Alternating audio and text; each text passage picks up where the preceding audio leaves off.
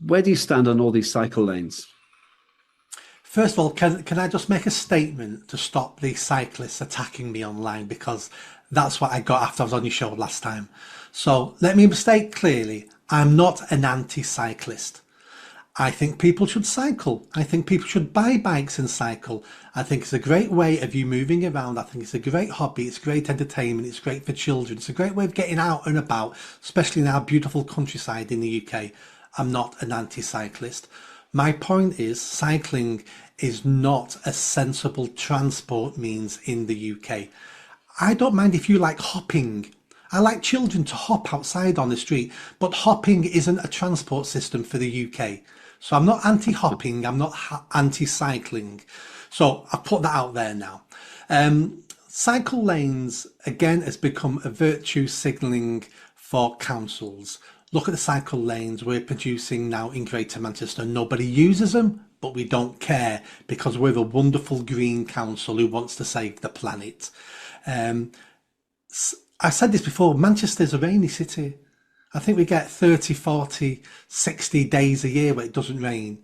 Cycling isn't an option for a sensible person in Greater Manchester for travelling. You can't go shopping, you can't drop your kids off, you can't get to work.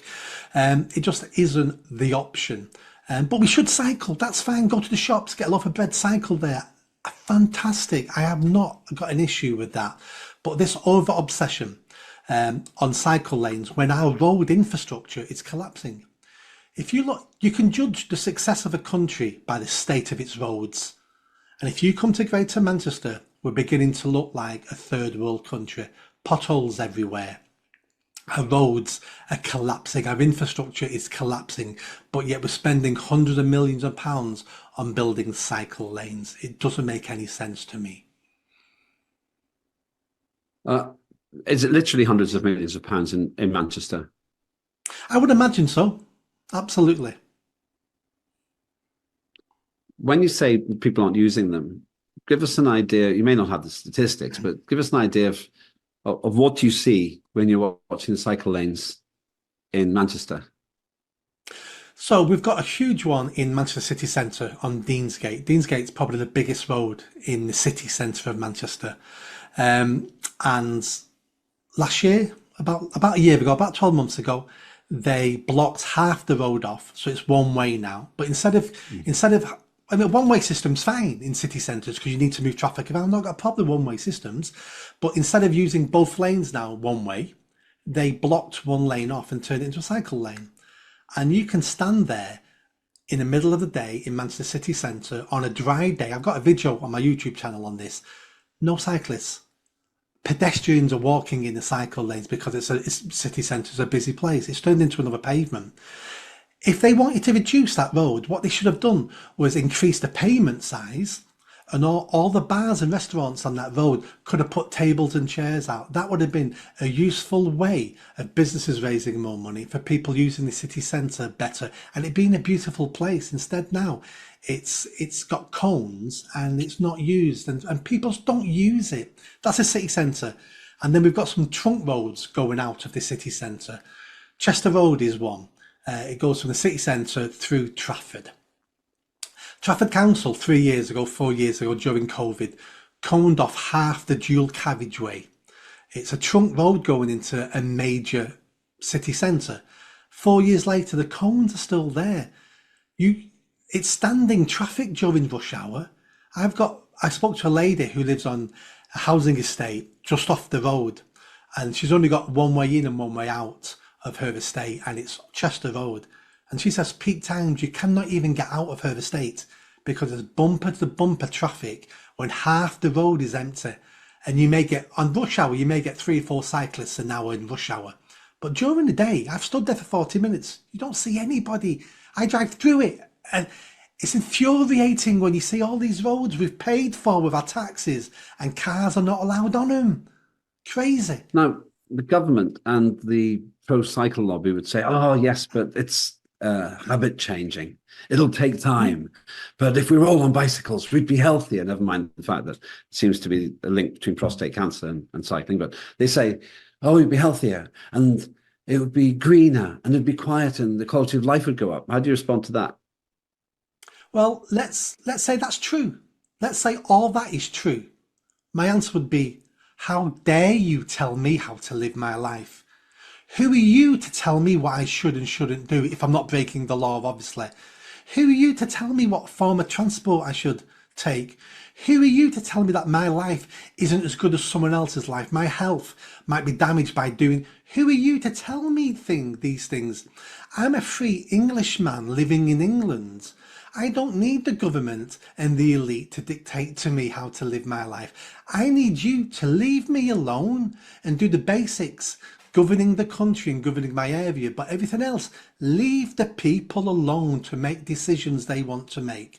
Now, of course, you can offer advice, and I don't mind governments and councils offering advice because sometimes they may know more than the people listening to experts or doctors or whatever. They may be wrong as well most of the time, but I don't mind listening to advice. But give me the advice, then shut up and leave me to live my life the way I want to live my life. The response to that would be, and playing devil's advocate here, regular viewers know that I'm very deeply skeptical about the woke cycling agenda. That's what I think it is. But the devil's advocate position would be this.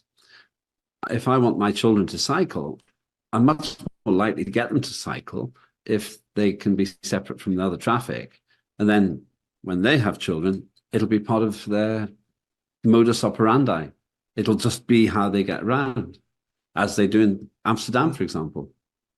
No, absolutely. And my answer would be A, we're not Dutch. So stop trying to turn me into a Dutch person by saying I must cycle.